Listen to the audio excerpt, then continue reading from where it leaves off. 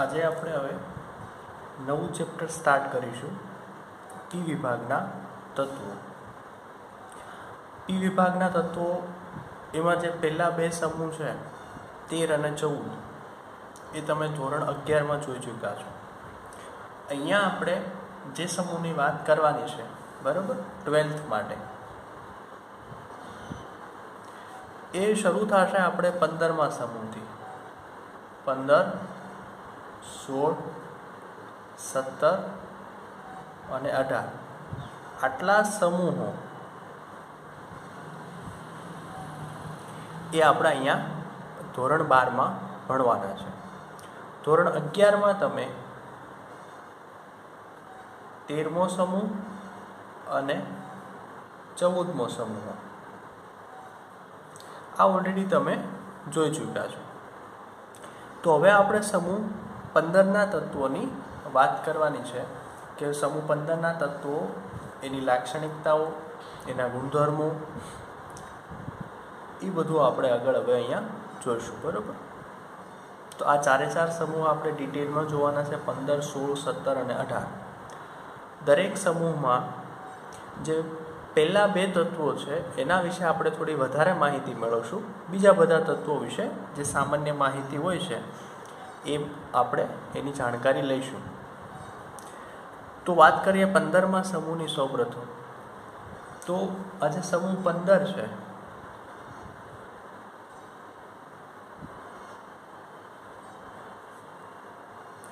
સમૂહ 15માં જે તત્વોથી શરૂઆત થાય છે બરાબર એ સૌપ્રથમ તત્વ છે નાઇટ્રોજન. બરાબર. આ તત્વથી શરૂઆત થશે. 15મા સમૂહનું પહેલું તત્વ છે એ છે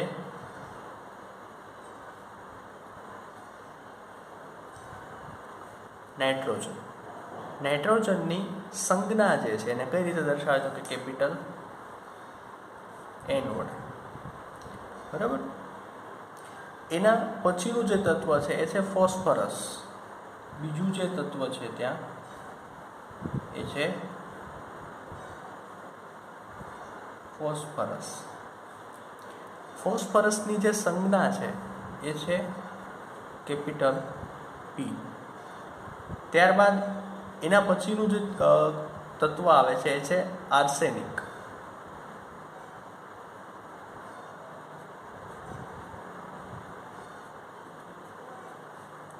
અને આર્સેનિકને દર્શાવાય છે કેપિટલ A અને સ્મોલ s. ત્યારબાદ આવશે એન્ટીમની.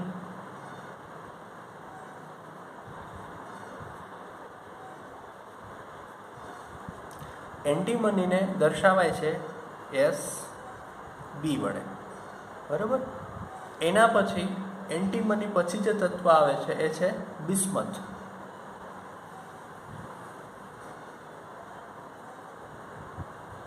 બિસ્મથને તમે B વડે દર્શાવો છો, કેપિટલ B અથવા તો કેપિટલ BI હોય છે અહીંયા, સોરી. બિસ્મથને BI વડે દર્શાવે છે. ત્યારબાદ આવશે મોસ્કોવિયમ.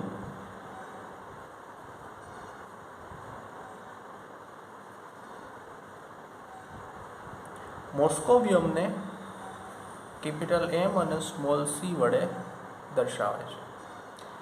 તો આટલા જે સમૂહો છે એ 15મા સમૂહ છે એમાંથી. બરાબર. ટોટલ સમૂહ કેટલા એના તો કે 13, 14, 15, 16, 17 અને 18. આપણે જે સમૂહની વાત કરવાની છે અહીંયા 12th માટે એ છે 15 થી 18. એમાં પહેલો સમૂહ છે 15. એના આ બધા તત્વો છે. તો આટલા તત્વો વિશે આપણે માહિતી મેળવવાની છે. બરાબર. હવે આ જે સમૂહ છે આખો એમાં પહેલા બે તત્વો છે નાઇટ્રોજન અને ફોસ્ફરસ. એ બંને કેવા છે? અધાતુ. આ બંને કેવા છે? અધાતુ. બરાબર. નાઇટ્રોજન અને ફોસ્ફરસ આ બંને છે અધાતુ તત્વો. ત્યારબાદ જે આવે છે આર્સેનિક, એન્ટીમની, એ છે અર્ધધાતુ. બરાબર. આ બંને કેવા છે? અર્ધધાતુ. હવે ત્યાર પછી જે આવે છે બિસ્મથ અને મોસ્કોવિયમ. બરાબર. બિસ્મથ અને મોસ્કોવિયમ એ વિશિષ્ટ ધાતુ તત્વો છે. બરાબર, આ બંને શું છે?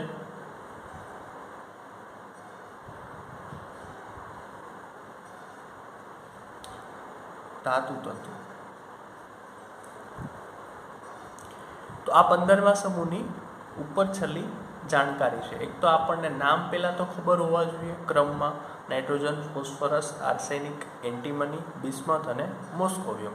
ત્યારબાદ એનો સ્વભાવ કે ઉપરના બંને તત્વો અધાતુ છે, પછી અર્ધધાતુ છે અને પછી ધાતુ છે. તો અહીંયાથી એક ગુણધર્મ તમને ખબર પડી જાય સીધી, કે સમૂહમાં ઉપરથી નીચે આવો ને, સમૂહમાં ઉપરથી નીચે આવો ને તો કયો ગુણધર્મ વધે છે? ધાતુ ગુણ.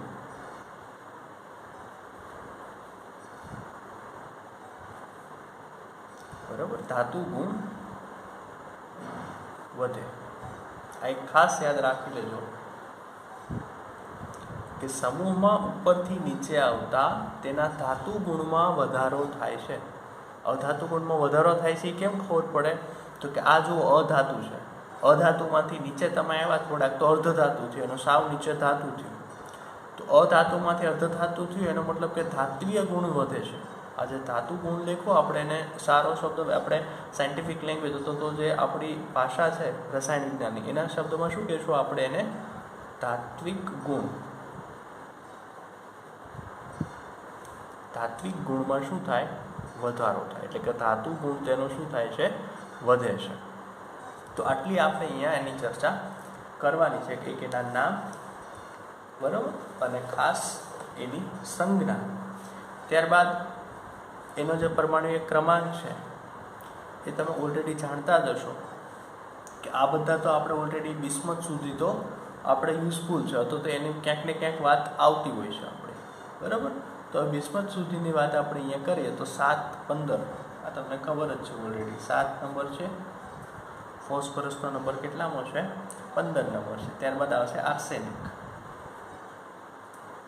એનો નંબર છે 33 નંબર છે, બરાબર. એના પછી એન્ટીમની 51 અને 83, આનો નંબર છે 51. અને અહીંયા આવશે આ 83 એટલે કે 83. મોસ્કોવિયમની વાત આપણે અહીંયા કરશું નહીં, આપણે ખાલી ક્યાં સુધી જોઈશું? બિસ્મથ સુધી. તો હવે 15મા સમૂહમાં આ રીતની થોડી ઘણી માહિતી જોઈ લીધી આપણે. એક તોના નામ, એની જે સંજ્ઞા છે, એનો ગુણ છે, કેવું છે, ધાતુ છે કે અધાતુ છે કે અર્ધધાતુ છે, બરાબર, અને એનો નંબર, બરાબર. આ પરમાણુય ક્રમાંક ખાસ જોજો. એનો પરમાણુય ક્રમાંક આવડશે તો જ તમને એની ઇલેક્ટ્રોનની રચના પણ આવડશે, બરાબર. દરેકની ઇલેક્ટ્રોનની રચના લખવી હોય તો તમને શું ખબર હોવી જોઈએ? એનો પરમાણુય ક્રમાંક. પરમાણુય ક્રમાંક વગર ઇલેક્ટ્રોનની રચના આવડે નહીં. તો આ વસ્તુ આપણે જોઈએ. નેક્સ્ટ આગળ જોઈએ હવે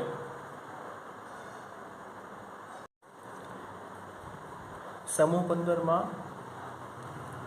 જેટલી પણ વાર આપણે જોશું તો એના એકવાર નામ લખી નાખવાનું તો એ યાદ રહી જાય.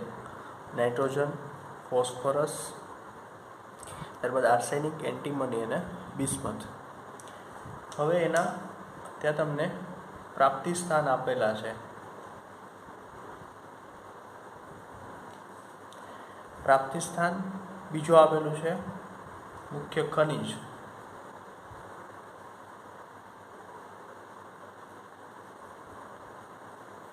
બરાબર, કે જે તત્વ છે એની મુખ્ય ખનિજો કઈ કઈ છે, નામ અને એના પર્સન્ટેજ આપેલા છે કે કેટલા ટકા હોય છે તે, બરાબર. એટલે પૃથ્વીના પોપડામાંથી મળે છે, બધી જે ધાતુઓ છે તે તત્વો છે એ પૃથ્વીના પોપડામાંથી મળશે અને કેટલા પ્રમાણમાં મળે છે, બરાબર. તેના પ્રાપ્તિ સ્થાન અને એની મુખ્ય ખનિજો એનો અહીંયા હું ફોટો મૂકું છું, બરાબર. એ તમે જોઈ લેજો. એમાં ડાબી સાઈડ જે આપેલું છે એ છે તત્વોનું નામ અને જમણી બાજુ છે એના પ્રાપ્તિ સ્થાન અને મુખ્ય ખનિજો.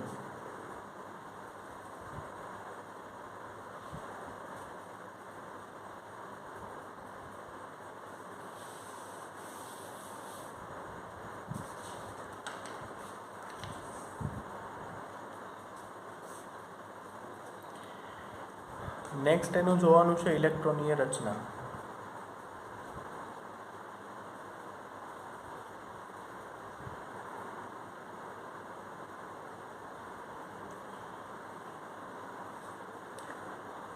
ઇલેક્ટ્રોનીય રચનામાં જે સમૂહ 15 છે, નાઇટ્રોજન, ફોસ્ફરસ, આર્સેનિક, એન્ટીમની અને બિસ્મથ, એની સામાન્ય ઇલેક્ટ્રોનીય રચના લખીએ પહેલા.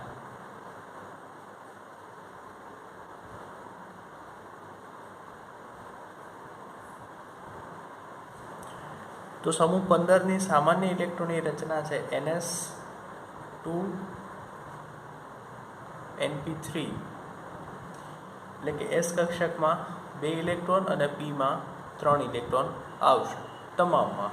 અહીંયા N ની જગ્યાએ ચેન્જ થાય, બરાબર, પરંતુ આમાં ફેર ન થાય. NS2NP3 જ રહે, તો Sમાં 2 ઇલેક્ટ્રોન, Pમાં 3 ઇલેક્ટ્રોન. અને આ રચનાને કારણે આ સમૂહ 15 છે તે કેવો છે? વધારે સ્થાયી છે. હવે સ્થાયી હોવાનું કારણ શું છે? તો કે અહીંયા જે S કક્ષક છે તે સંપૂર્ણ ભરાયેલી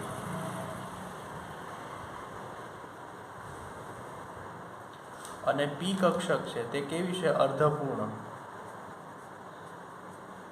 કારણ કે Pમાં મેક્સિમમ 6 ઇલેક્ટ્રોન આવી શકે, અહીંયા 3 તો છે ઓલરેડી. Sમાં 2 જ આવી શકે ને 2 ભરેલા છે. તો આપણે આગળ વાત કરીએ એમ કે જ્યારે કક્ષક પૂર્ણ ભરાયેલી હોય અને અર્ધપૂર્ણ હોય, આ બે સ્થિતિમાં તેની સ્થાયીતા વધારે હોય. તો અહીંયા બંને પરિસ્થિતિનું પાલન થાય કે S કક્ષક પૂર્ણ ભરાયેલી છે અને P કક્ષક અર્ધપૂર્ણ ભરાયેલી છે. તો એટલા માટે બીજા બધા સમૂહો કરતાં આ જે 15મો સમૂહ છે એ વધારે સ્થાયી છે. તો કારણ પૂછે કે 15મા સમૂહની સ્થાયીતા જે વધારે છે એનું કારણ શું? તો કે એની ઇલેક્ટ્રોનીય રચના એ સંપૂર્ણ ભરાયેલી અને P અર્ધપૂર્ણ છે. એક એક કરીને ઇલેક્ટ્રોનીય રચના લઈએ એની. તો સૌપ્રથમ નાઇટ્રોજન, બરાબર. નાઇટ્રોજનનો નંબર જે છે એ છે 7 નંબર. 7 નંબર છે એટલે ઇલેક્ટ્રોનની રચના આપણે લખવાની શરૂઆત કરીએ તો 1s2 2s2 2p3. પરંતુ આને આપણે નિષ્ક્રિય વાયુ તત્વોના સ્વરૂપમાં લખીએ તો આગળ આવશે હિલિયમ. કારણ કે 1s2 2 ઇલેક્ટ્રોન હિલિયમમાં હોય તો રચના કઈ રહી છે? એટલે 2s2 2p3. તો આને કહેવાય બાહ્યતમ કક્ષાની ઇલેક્ટ્રોનની રચના. બાહ્યતમ કક્ષાની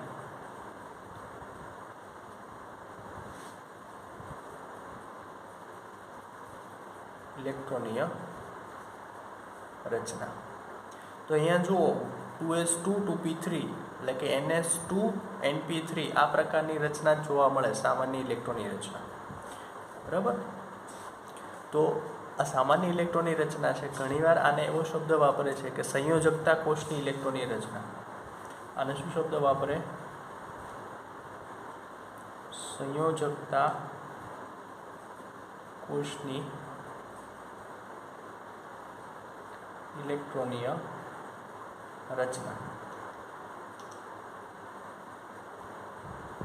બરાબર. આના માટે આ શબ્દ વાપરે છે ઘણીવાર કે સંયોજકતા કોષની સામાન્ય ઇલેક્ટ્રોનની રચના. સંયોજકતા કોષ કયો?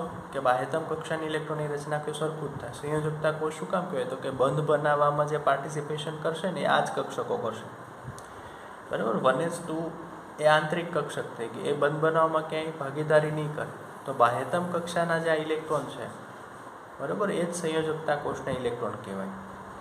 તો આ એની સામાન્ય ઇલેક્ટ્રોનની રચના છે. દરેક તત્વમાં આ ફોલો થશે જ તે, બરાબર. અહીંયા તમે જોયું 2s2 2p3, અહીંયા 2 છે એ શું દર્શાવે? n, મુખ્ય ક્વોન્ટમ આંક. તો આ જ રચના છે NS2NP3. તો આ નાઇટ્રોજનની છે.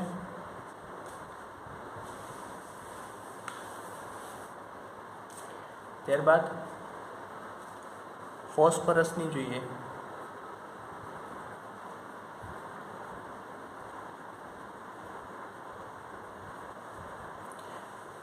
નંબર જે છે એ છે એનો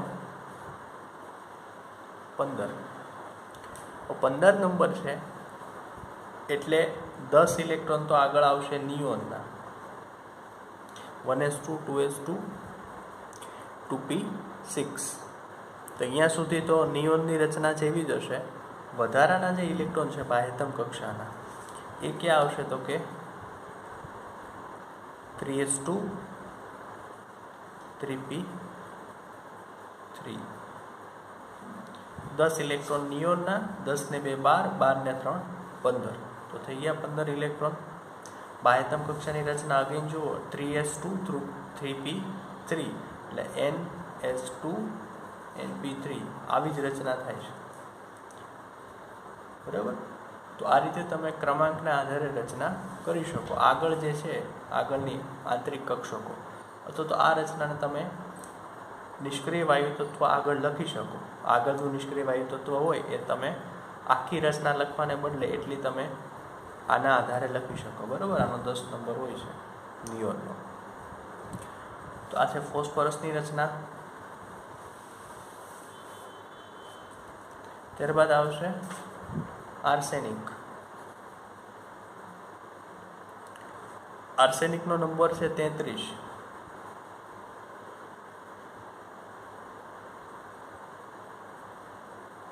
તો એની રચનામાં આગળ તમે લખશો આર્ગોન.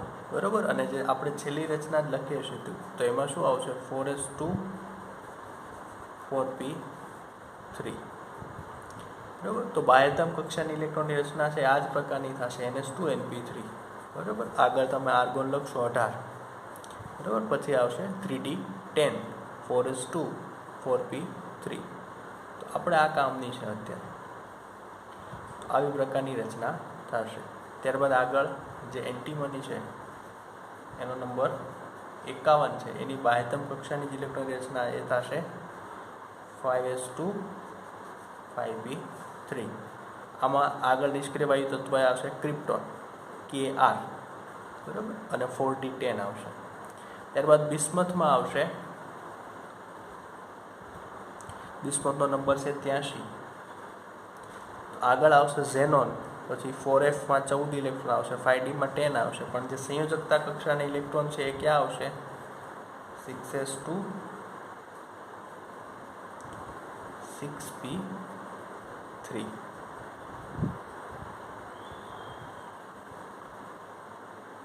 તો આ રીતે આ રચના જળવાઈ રહે છે બાહ્યતમ કક્ષાની. બરાબર. અને દરેકની ઇલેક્ટ્રોનની રચના જોઈ શકો છો તમે. અને આ રચનાના કારણે તે સ્થાયી છે, કારણ કે S સંપૂર્ણ ભરાયેલી અને P અર્ધપૂર્ણ છે. તો પૂર્ણ ભરાયેલી કક્ષક હોય ત્યારે અને અર્ધપૂર્ણ કક્ષક હોય ત્યારે એની સ્થાયીતા વધારે હોય છે.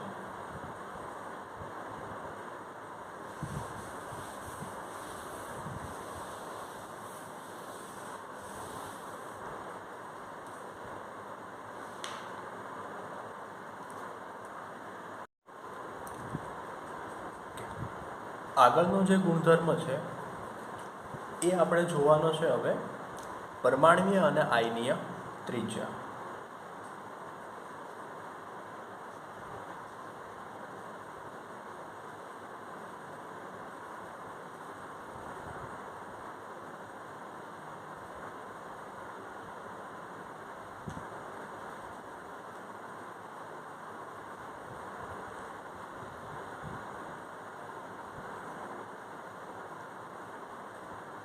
તો આ પરમાણ્વીય અને આયનીય ત્રિજ્યા એમાં જે કઈ રીતે વિવિધતા હોય છે તો કઈ રીતે તે બદલાય છે એની વાત કરવાની છે આપણે. પરમાણ્વીય ત્રિજ્યા એટલે કે પરમાણુની જે ત્રિજ્યા હોય એની વાત કરવાની છે આપણે. અને આયનીય ત્રિજ્યા એટલે કે આયન બને છે ત્યારે જે ત્રિજ્યાની જનરેશન થાય છે એના ઉપર છે. તો સમૂહ 15ના તત્વોમાં આપણે અહીંયા નામ લખેલા છે ઓલરેડી, દર વખતે રિપીટ કરશું આપણે જેથી વધારે યાદ રહે. નાઇટ્રોજન, ફોસ્ફરસ, આર્સેનિક, એન્ટીમની અને બિસ્મથ. સમૂહમાં તમે આ રીતે ઉપરથી નીચે આવો છો. તમે સમૂહમાં ઉપરથી નીચે આવો છો એટલે પરમાણ્વીય ક્રમાંક વધે છે. તમે જુઓ અહીંયા 7 છે, બરાબર. ફોસ્ફરસનો 15 છે, આર્સેનિકનો 33 છે, એન્ટીમનીનો 51 છે અને બિસ્મથનો 83 છે. તો પરમાણ્વીય ક્રમાંક વધે છે, સમજે? તો પરમાણ્વીય ક્રમાંક જેમ જેમ વધે એમ શું વધે? એનો મુખ્ય ક્વોન્ટમાંક વધે, બરાબર? જેમ જેમ પરમાણ્વીય ક્રમાંક વધે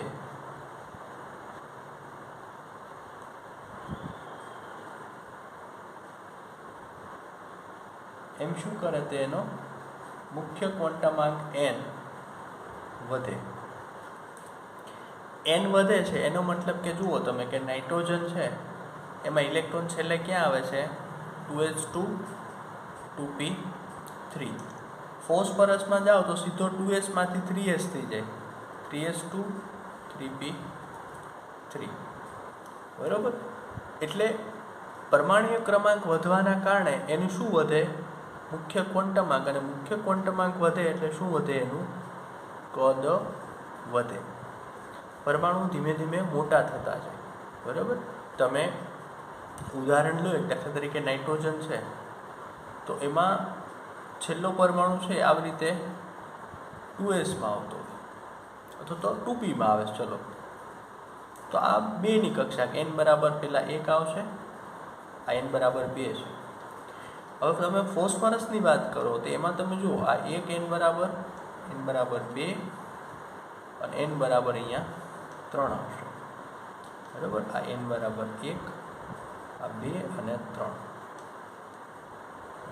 તો અહીંયા ઇલેક્ટ્રોન છેલ્લે અહીંયા આવી ગયો, આનું કદ આટલું છે. પીમાં છેલ્લો ઇલેક્ટ્રોન ક્યાં આવે છે? 3pમાં. તો એનું કદ આડું મોટું થશે. પછી તમે એવી રીતે આગળ ચાલો, ફોસ્ફરસ પછી આર્સેનિકમાં જાઓ તો એમાં ક્યાં આવશે? 4માં. તો એનું કદ હજી આનાથી નહીં મોટું થશે, આ 4 થશે. તો આવી રીતે જ્યારે પરમાણ્વીય ક્રમાંક વધે છે ઉપરથી નીચે આ તરફ આવતા પરમાણ્વીય ક્રમાંકમાં વધારો થાય એ જોઈ શકાય છે. પરમાણ્વીય ક્રમાંક વધે એટલે મુખ્ય ક્વોન્ટમાંક વધે છે. મુખ્ય ક્વોન્ટમાંક જો અહીંયા 2 હતો, અહીંયા 3 થઈ ગયો, એનાથી નીચે 4 થાય છે. મુખ્ય ક્વોન્ટમાંક વધે એટલે અહીંયા તમે જોયું એમ કદ શું થાય છે? વધે છે. હવે કદ વધે તો ઓબ્વિયસલી છે ત્રિજ્યા વધવાની છે, કારણ કે આ ત્રિજ્યા એટલે શું? તો કે આ જે અંતર છે એના મુખ્ય કેન્દ્રથી આ એનું અંતર છે, બરાબર? આના માટે આટલું અંતર હોય, આના માટે આ 3 જેટલું અંતર હોય, બિસ્મથ માટે આ 4 જેટલું અંતર થાય. તો આ કદમાં વધારો થાય એટલે ત્રિજ્યામાં શું થાય છે? વધારો થાય છે. તો અહીંયા તમે આ જે ગુણધર્મો છે એને તમે ઇઝીલી લખી શકો કે સમૂહ 15માં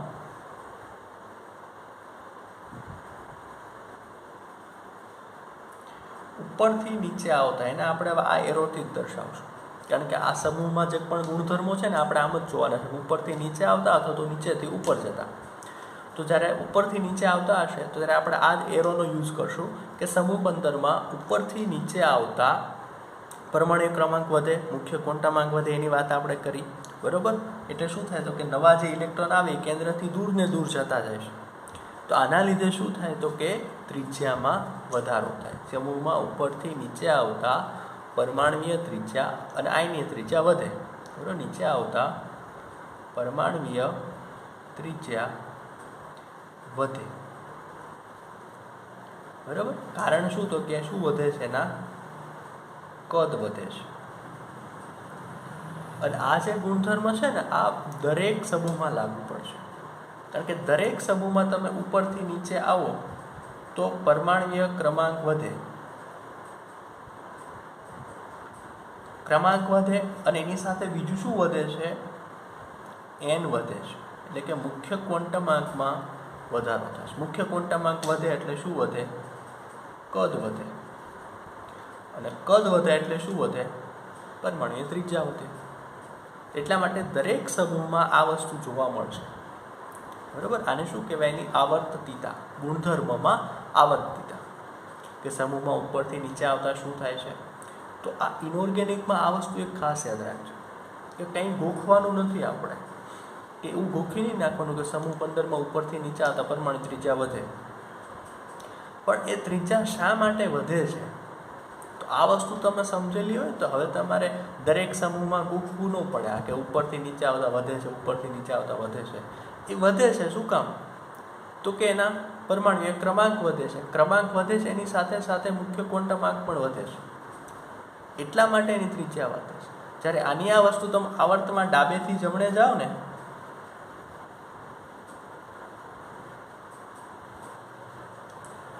તો ડાબેથી જમણે જાઓ તો એની ત્રિજ્યા છે અથવા તો અહીંયા ડાબેથી જમણે જાઓ તો એ ક્રમાંક તો વધારો જ થાય છે, બરાબર. તમે ડાબેથી જમણે જાઓ, દાખલા તરીકે તમે લિથિયમથી લઈ અને નિયોન સુધી જાઓ તો અહીંયા પરમાણુ ક્રમાંક તો વધે જ છે, 2 3 4 5 6 7 8 અને આનો 10 થઈ જાય છે, બરાબર. તો અહીંયા ક્રમાંક વધે, પરંતુ n છે એ નથી વધતા, બરાબર. દરેકમાં તમે જ્યારે વાત કરો, તમે અહીંયાથી લિથિયમથી લઈ અને નિયોન સુધી જાઓ તો ત્યાં મુખ્ય ક્વોન્ટમ આંકમાં વધારો નથી થતો. દરેકમાં તમે જુઓ આખી લાઈન છે એમાં છેલ્લો જે ઇલેક્ટ્રોન છે એ ક્યાં આવે છે તો કે 2pમાં. 2pમાં 1 ઇલેક્ટ્રોન આવે, 2 આવે, 3 આવે, 4 આવે, 5 આવે, 6 આવે. તો એકના એક કક્ષકમાં ઇલેક્ટ્રોન વધતા જશે. હવે એકની એક કક્ષક છે, દાખલા તરીકે આ એનું કેન્દ્ર છે, આ એની બહારની કક્ષક છે 2p. તો પહેલા 1 ઇલેક્ટ્રોન આવ્યો તો આ કેન્દ્રમાં પ્રોટોન હોય, પ્લસ ચાર્જ હોય, ઇલેક્ટ્રોનનો નેગેટિવ ચાર્જ હોય તો કંઈક આકર્ષણ થયું. પછી 2 ઇલેક્ટ્રોન આવ્યા તો વધારે આકર્ષણ થયું. 3 ઇલેક્ટ્રોન આવ્યા હજી વધારે આકર્ષણ થયું. તો જેમ જેમ આકર્ષણ થતું જાય એમ કદ કેવું થતું જાય, નાનું થતું જાય. તો અહીંયા ક્રમાંક વધે છે પરંતુ મુખ્ય ક્વોન્ટમ આંક નથી વધતા, એટલે ઇલેક્ટ્રોન એકની એક કક્ષકમાં આવે છે અને એકની એક કક્ષકમાં આવે છે માટે કદ છે ને એ ઘટે છે. અહીંયા સમૂહમાં ડાબેથી જમણે જાઓ તો કદ ઘટે તો ત્રિજ્યા ઘટવાની છે, ઓબ્વિયસલી છે. તો આવી રીતે તમારે યાદ રાખવાનું છે કે ખાલી ગોખી નહીં નાખવાનું કે ડાબેથી જમણે જાઓ તો કદ ઘટે અને ઉપરથી નીચે આવો તો કદ વધે. તમે આ કારણ ન આપી શકો કે પરમાણુ ક્રમાંક વધે છે એટલે, તો પરમાણુ ક્રમાંક તો અહીંયા પણ વધે છે. પરમાણુ ક્રમાંક વધવાની સાથે મુખ્ય ક્વોન્ટમ આંકમાં વધારો થાય, સમૂહમાં ઉપરથી નીચે આવતા મુખ્ય ક્વોન્ટમ આંક વધે છે માટે ઇલેક્ટ્રોન નવી કક્ષકમાં દાખલ થાય છે અને કેન્દ્રથી ઇલેક્ટ્રોનનું અંતર વધતું જાય છે. એટલા માટે અહીંયા કદ વધે છે. જ્યારે અહીંયા ક્રમાંક વધવાની સાથે મુખ્ય ક્વોન્ટમ આંક નથી વધતો, એકની એક કક્ષકમાં ઇલેક્ટ્રોન દાખલ થાય છે માટે કદ એનું ધીમે ધીમે સંકોચાતું જાય, નાનું થતું જાય છે. એટલા માટે આવર્તમાં ડાબેથી જમણે જાઓ તો કદ ઘટે, જ્યારે સમૂહમાં ઉપરથી નીચે આવો તો કદ વધે, બરાબર. અને કદ સાથે ત્રિજ્યાને સીધો સંબંધ છે. જો કદ વધતું હોય તો ત્રિજ્યા વધતી જ હોય અને કદ ઘટતું હોય તો ત્રિજ્યા ઘટતી હોય. તો આ જે આવર્તની અને સમૂહની વાત છે એ તમે દરેક આખા પિરિયોડિક ટેબલમાં ગમે ત્યાં લગાડી શકો, બરાબર. તો આજે સૌથી વધારે અઘરું લાગતું હોય આપણને કે હવે આ ડાબેથી જમણે ને ઉપરથી નીચે ને બધું ક્યાં યાદ રાખવું, કેટલાક સમૂહનું યાદ રાખવું. તો આવી રીતે સમજીને કરો તો આખું પિરિયોડિક ટેબલ ઇઝીલી યાદ રહી જાય. એને ગોખવાની વસ્તુ જ નથી પિરિયોડિક ટેબલ, આપણે આ ખોટું મગજમાં ઘુસાડી દીધું છે કે ઇનઓર્ગેનિક છે એટલે ગોખી નાખો. હવે આવડું મોટું પિરિયોડિક ટેબલ કોને યાદ રહે? અમને યાદ ન રહે ને. તો એ ગોખવાની વસ્તુ જ નથી. એને સમજો તમે કે આ ગુણધર્મ છે તેમાં કઈ રીતે ફેરફાર થાય. હવે આ એક સામાન્ય વસ્તુ હોય કે ઇલેક્ટ્રોન એકની એક કક્ષામાં આવે તો કેન્દ્રમાં પ્રોટોન છે, પોઝિટિવ ચાર્જ છે, અને અહીંયા ઇલેક્ટ્રોન વધતા જાય તો આકર્ષણ વધતું જાય તો કક્ષા નાની થતી જાય, સંકોચાતી જાય, અને સંકોચાય એટલે કદ નાનું થાય. જ્યારે અહીંયા શું થાય છે તો કે ઇલેક્ટ્રોન નવી નવી કક્ષામાં આવે છે એટલે કેન્દ્રથી દૂર જતા જાય છે. તો કેન્દ્રથી જેમ જેમ દૂર જાય એમ અંતર મોટું થાય એટલે કદ વધે છે. તો આ વસ્તુ પછી તમે આખા પિરિયોડિક ટેબલમાં લાગુ કર્યું કે એવું નહીં કે 15મા સમૂહમાં જ આવું થાય, 16માં બદલી જાય એવું નહીં થાય. આખા પિરિયોડિક ટેબલમાં આ વસ્તુ લાગુ પડે જ છે, બરાબર. તો આ રીતે જોશું આપણે. તો આ સમૂહમાં અને દરેક જગ્યાએ આ વસ્તુ લાગુ પડશે કે સમૂહમાં ઉપરથી તમે નીચે આવો તો એમાં મુખ્ય ક્વોન્ટમ આંકમાં વધારો થાય છે, ઇલેક્ટ્રોન જે ભરાય એમાં, છેલ્લા ઇલેક્ટ્રોન, સંયોજકતા ઇલેક્ટ્રોનમાં.